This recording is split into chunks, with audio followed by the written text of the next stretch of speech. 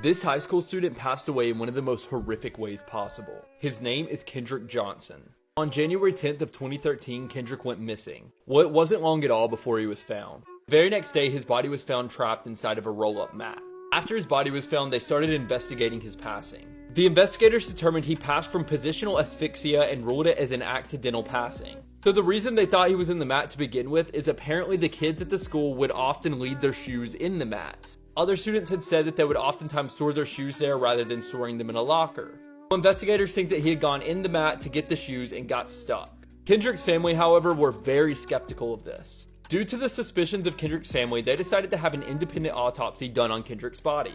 The independent autopsy determined that he had passed from blunt force trauma and not asphyxia. After this autopsy, his family was convinced that his passing was no accident. Now, they may actually be right about that because that's just the first thing in this case that doesn't add up at all. The autopsy also found out that a funeral home had stuffed Kendrick's body with newspapers. The family also found out that Kendrick's organs had been discarded by a prosecutor.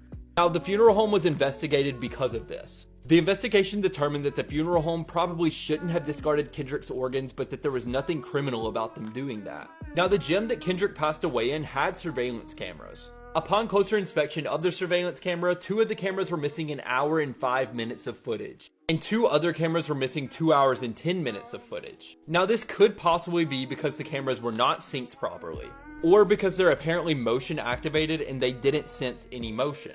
Also, none of the cameras were pointed towards the area that Kendrick's body was actually discovered in.